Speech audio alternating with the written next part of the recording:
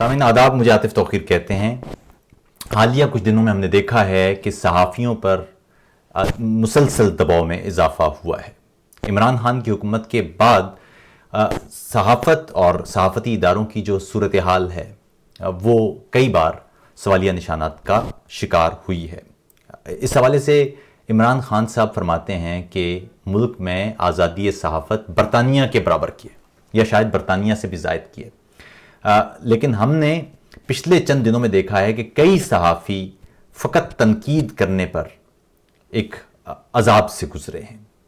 ہم نے آج دعوت دی، ہمارے متبادل کے لیے بھی لکھتے ہیں صحافی دوست ارشد سلیحری صاحب سے، ان سے درخواست کی کہ وہ یہاں تشریف لائیں، اور اسی طرح ہم نے اسد طور سے بھی گزارش کی ہے، جو صحافی بھی ہیں اور ٹیلی ویژن پروڈیوسر بھی ہیں، ان سے کہا کہ وہ ہمارے اس پروگرام میں آئیں، کیونکہ یہ دونوں صحافی وہ ہیں جن کی بابت ہم اس وقت سن رہے ہیں کہ ان پر حکومت پر تنقید، محض تنقید کرنے پر ان پر مقدمات قائم کیے گئے ہیں۔ آئیے ان سے سنتے ہیں کہ پاکستان میں صحافت کی آزادی کی صورتحال کیا ہے، اور یہ کس طرح سے سمجھتے ہیں کہ پاکستان کس طرف بڑھ رہا ہے۔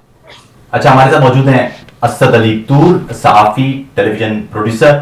ان سے بات کرتے ہیں اور ان سے جانتے ہیں کہ صورتحال کیا ہے اس وقت میڈیا لینڈسکیپ کی، اور اس کے بعد پھر ہم آپ کی ملاقات کرائیں گے ارشد سلیحری سے، صحافی ہیں وہ بھی ہمارے ساتھ موجود ہیں اس وقت۔ پہلے بات کر لیتے ہیں اسد، پچھلے 2 برسوں میں جب سے عمران خان صاحب حکومت میں آئے، ہم نے دیکھا ہے کہ صحافت پر، صحافتی اداروں پر، صحافیوں پر ایک خاص طرح کا دباؤ ہے جو بڑھ رہا ہے، لیکن اب پچھلے کچھ عرصے میں تو شاید یہ دباؤ اپنے بام اوج پر ہے۔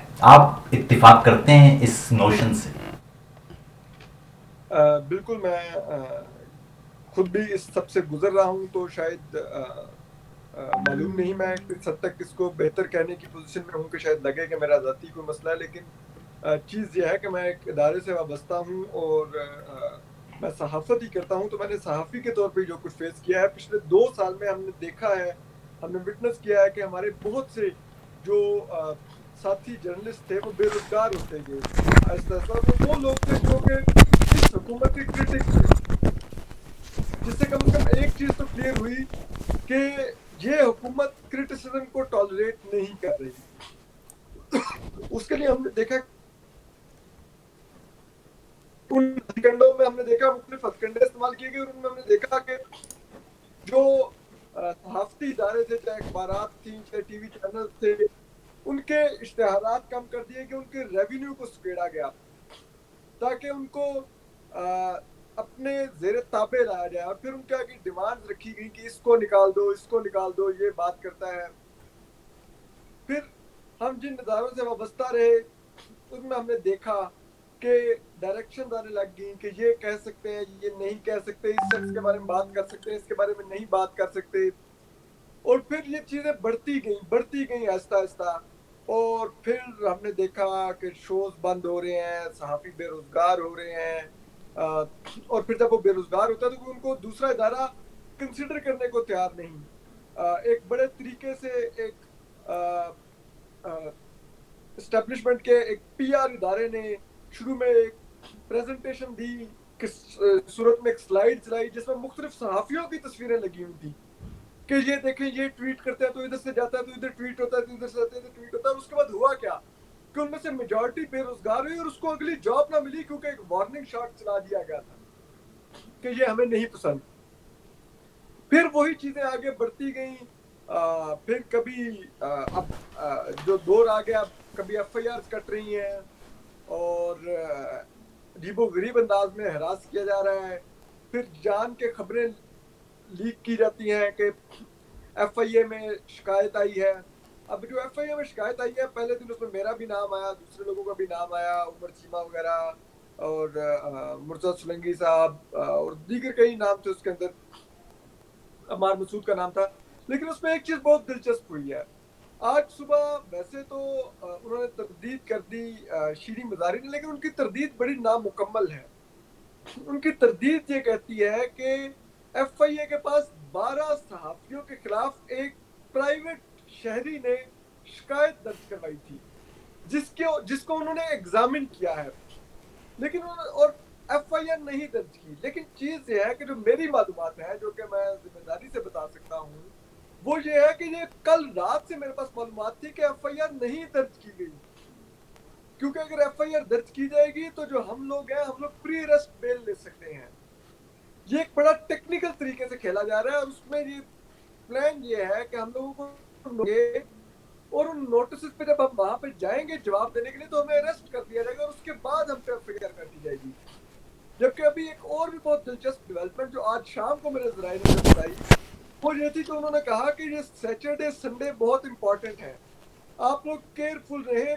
یہ لوگ سیٹرڈے کی دن کو یا شام کو آپ لوگوں کو اریسٹ کر سکتے ہیں چھاپے مار کے, کیونکہ سنڈے کو عدالتیں بند ہوگی, آپ لوگ بیل نہیں لے سکیں گے. تو یہ بھی کیا جا سکتا ہے. تو مختلف قسم کی ایک ہراسمنٹ کمپین ہے جو چل رہی ہے. اب اس میں اگر ہمیں یہ کنوے کیا جا رہا ہے کہ آپ لوگوں کو اریسٹ کیا جا سکتا ہے, ہم صحافی ہیں, میں سپریم کورٹ کو کور بھی کرتا ہوں, میں ایک لا ابائڈنگ سٹیزن ہوں, میں ساری اپنی کیریئر میں نے سپریمیسی آف لا اور سپریمیسی آف کانسٹیٹیوشن کے لیے لکھا ہے. کیا اب میں بھاگتا ہوا اشتہاری ہوتا اچھا لگوں گا؟ میں مجھ پہ ایف آئی آر کاٹ دی گئی سیڈیشن کی, میں پنڈی کو مجھے کچھ وکلا نے مشورہ دیا کہ آپ نے پریشان نہیں ہونا, اگر عدالت نے آپ کو بیل نہ دی تو ہم لوگ آپ کو مدد کریں گے, آپ بھاگ جائیے گا, کوئی آپ کو پکڑ نہیں سکے گا آتا ہے عدالت سے. میں نے کہا میں کہ یار پلیز یہ حرکت مت کیجیے گا, میں ساری عمر لا ابائڈنگ سٹیزن ہوں, سپریمیسی آف لا اور سپریمیسی آف کانسٹیٹیوشن کے لکھتا رہا ہوں. میں چاہے میرے خلاف ایک فریولس اور انلیگل ایف آئی آر درج کی گئی ہے, لیکن اگر ایک جج مجھے بیل نہیں دے گا تو I will surrender to the law, I will surrender to the authorities, اور میں جیل چلا جاؤں گا. مجھے کوئی فکر نہیں ہے, میں چند کتابیں لکھ دوں گا, وہ میرے ایک دوست کے پاس کی دوں گی, میرے اپارٹمنٹ سے مجھے اٹھا کے لا دے گا, میں اندر بیٹھ کے پڑھوں گا, اور 3-4 اخباریں مجھے ڈیلی کی لگوا دیجیے گا, میں اندر بیٹھ کے پڑھتا رہوں گا, میں بھاگوں گا نہیں. یہ میرا کام نہیں ہے, میں صحافی ہوں. تو یہ ایک عجیب و غریب سا ماحول کریٹ ہوا ہے. میرے پیرنٹس پریشان ہو رہے ہیں, دن میں 10 دفعہ کال آتی ہے. ابھی میری ماں کی بیچ میں 6 دفعہ کال آئی ہے جو میں نے بزی کیا, میں ان سے بات نہیں کر سکا, آپ سے بات کروں, کیونکہ وہ پریشان ہے کہ یہ بھی کدھر ہوگا, کن حالت میں ہوگا. یہ کس قسم کی ریاست ہے, ہم کس ریاست میں رہ رہے ہیں, کیا کیا جا رہا ہے یہ سب کچھ. اچھا, ہمارے ساتھ موجود ہیں ارشد سلیری بھی, ان کو بھی کچھ اسی قسم کی صورتحال کا سامنا ہے. ارشد, آپ بتائیے کہ آپ کے بارے میں ہم سن رہے تھے کہ آپ کو بھی کوئی کال موصول ہوئی ہے ایف آئی اے کی طرف سے. جی بالکل عاطف بھائی, اسی طرح ہوا ہے کہ اس نے مجھے تعارف کرایا ہے کہ میں سائبر کرائم برانچ ایف آئی اے پر ہوں. تو آپ کے خلاف ریکارڈ آیا ہے کوئی, اس میں کچھ آرٹیکل ہیں جو انٹی اسٹیٹ ہیں, اور کچھ سوشل میڈیا کی پوسٹ ہیں جو آپ نے انٹی اسٹیٹ کی ہوئی ہیں. تو ان نے کہا کہ مجھے آپ دفتر میں آئے اور ہم آپ کے سامنے یہ ساری چیزیں رکھیں گے, پھر اگلا ہم قدم اٹھائیں. تو آپ دفتر میں تشریف لائیں. یہ بات ہوئی ہے میرے ساتھ, کال کی ہے مجھے, اور یہ بھی کہا ہے کہ ہم آپ کو نوٹس بھیج رہے ہیں, اور وہ اپنا ایڈریس ہے. میں نے لکھا دیا ایڈریس کہ یہ میرا گھر کا ایڈریس ہے. تو وہ کہہ رہے تھے کہ ہم اس پہ نوٹس بھیج رہے ہیں. جی ہاں.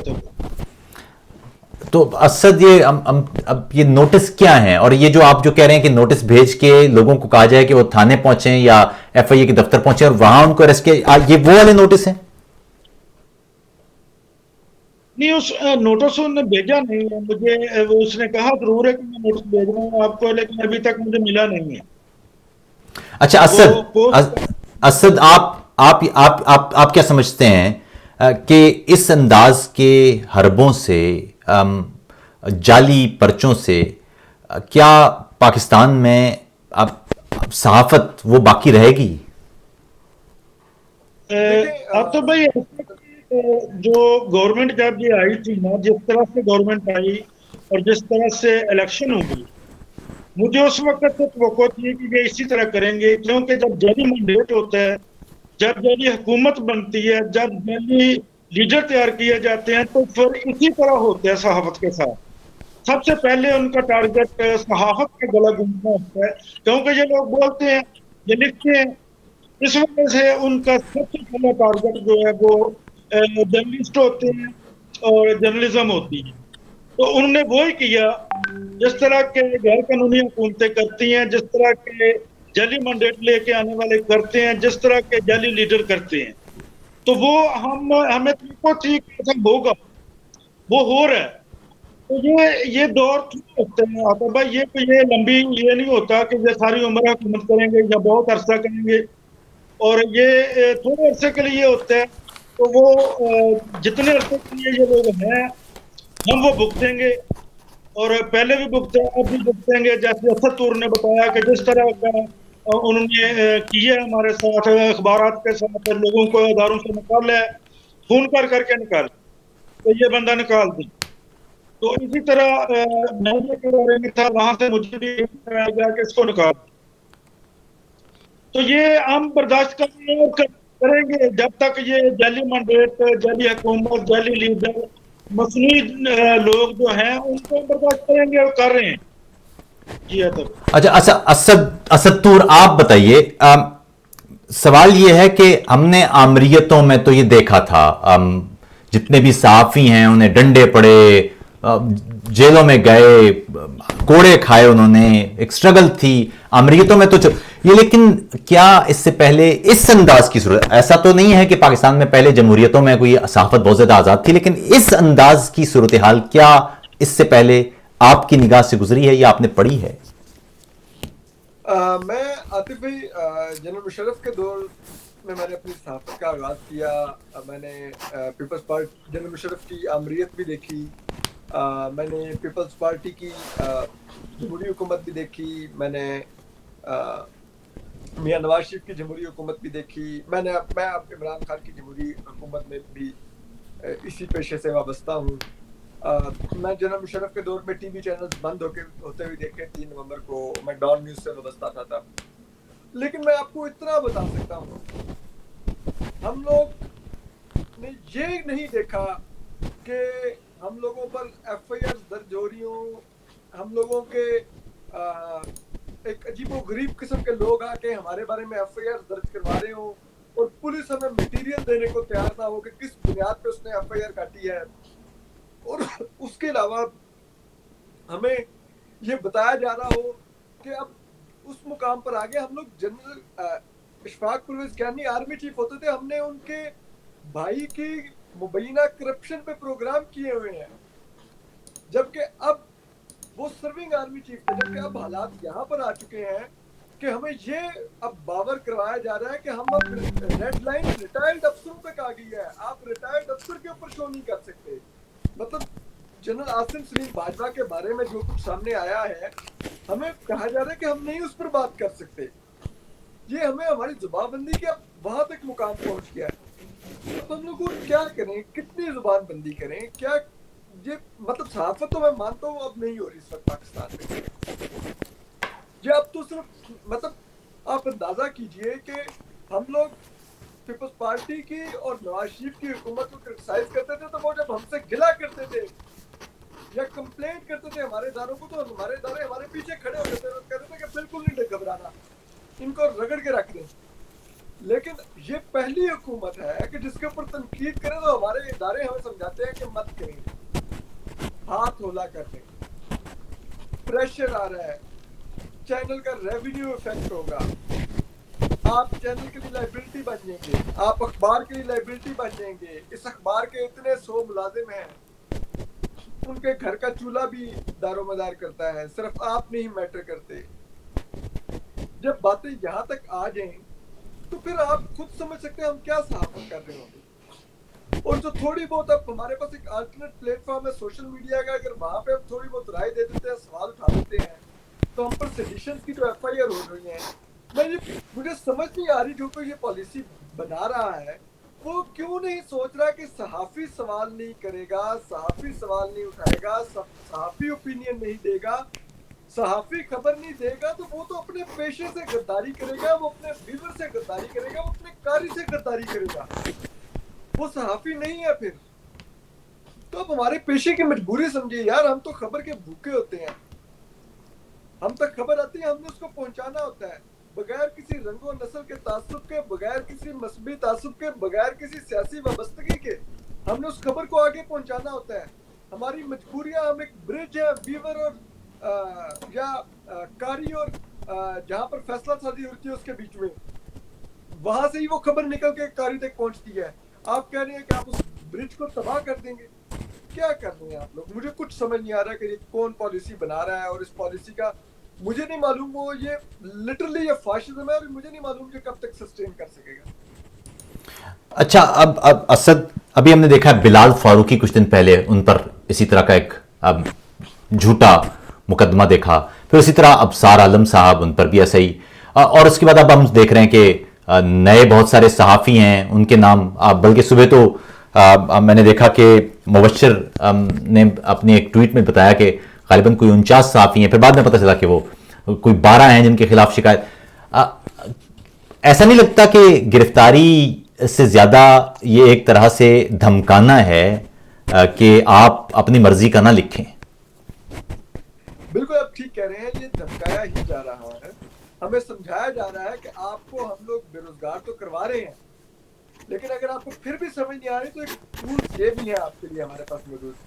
ہم لوگوں کو آپ صرف بے روزگار کر کے آپ کا رزق نہیں بند کریں گے، ہم لوگ آپ پہ زندگی بھی تنگ کر دیں گے، یہ اس ملک کی زمین آپ پر تنگ کر دیں گے.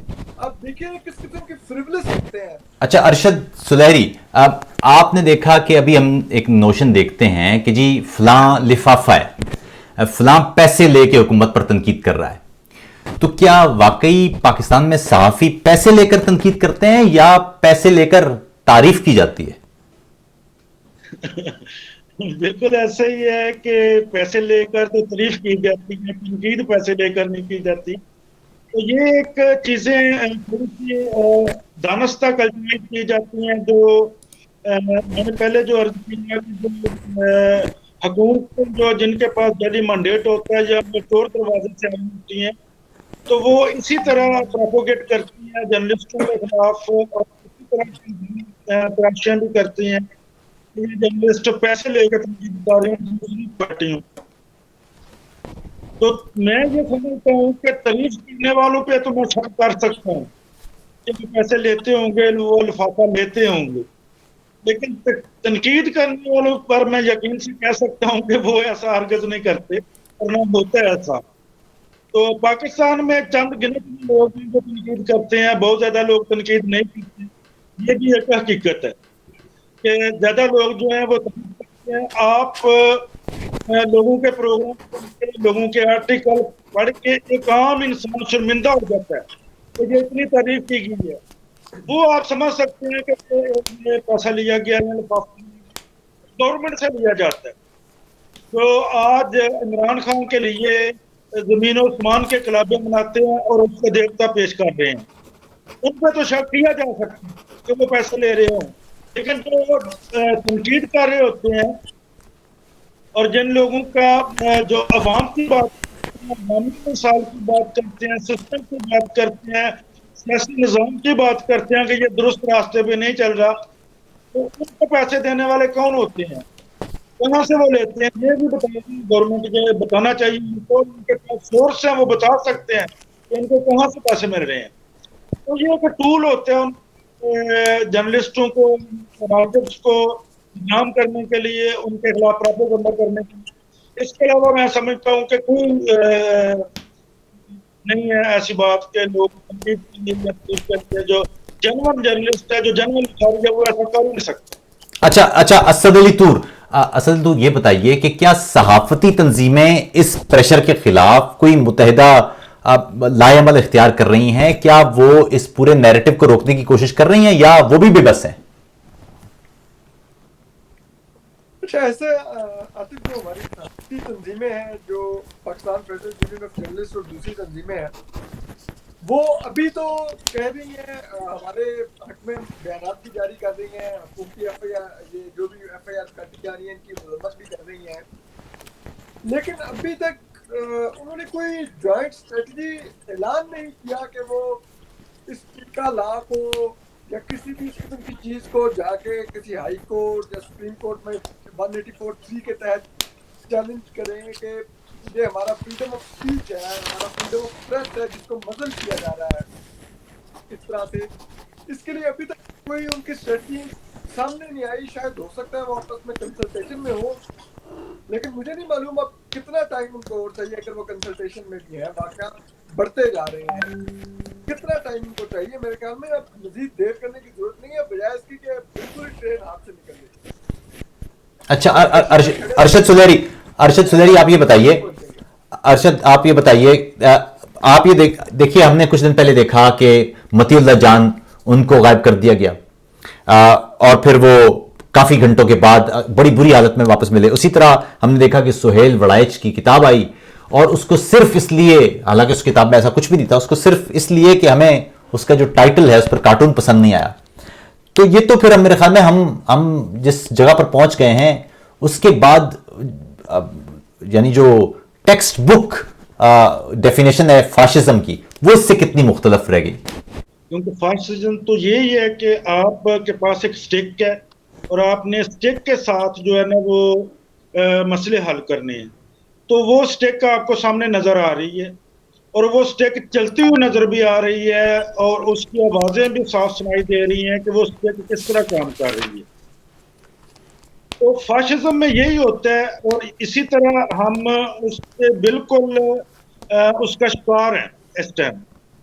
صرف جرنلسٹ نہیں ہے, باقی جو سوسائٹی کے پورشن ہیں, جو ہیومن رائٹ ایکٹیوسٹ ہیں, جو سول سوسائٹی کے لوگ ہیں, اگر جو بھی بولتا ہے, جو بھی لکھتا ہے, وہ اس فاشزم کی سٹک کا شکار ہے.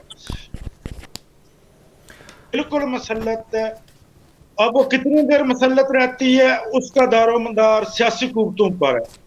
سیاسی قوتیں کیونکہ اس ٹائم ہمیں شدید ترین قیادت کا بحران نظر آتا ہے, فقدان نظر آتا ہے سیاست کا.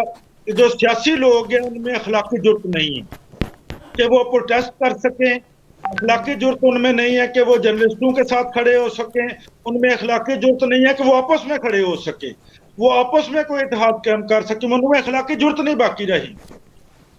میں نے شاید عاطف بات ہی سنی ہے کہ آپ لوگ سیاستدانوں سے گلہ کرتے ہیں یا سیاستدانوں پہ تنقید کرتے ہیں, دوسرے پورشن پہ تنقید نہیں کرتے.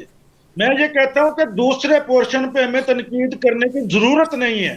آپ کتے کو 10 بار کتا کے 1000 بار کتا کیوں انسان بن سکتا ہے کیا؟ وہ نہیں بن سکے گا انسان. آپ کو انسان بننا ہے, سیاسی قوتوں کو انسان بننا ہے, جن کی ذمہ داری ہے کہ وہ سیاست کرتے ہیں اور نظام کی درستگی کے لیے بات کرتے ہیں, اور سسٹم کی بحالی کے لیے, جمہوریت کی بحالی کے لیے بات کرتے ہیں. تو ان کو ٹھیک ہونا پڑے گا, ان کو آپس میں اتحاد کرنا پڑے گا, ان کو جمہوریت کے اوپر کھڑا ہونا پڑے گا. اچھا اسد طور آخر میں آپ بتائیں. دیکھیں انہوں نے کہا سیاسی قوتیں, مسئلہ لیکن یہ ہے کہ ہم نے دیکھا ابھی ایک آل پارٹیز جو کانفرنس ہوئی, اس میں مریم نواز نے نام لے کے کہا کہ متی اللہ جان,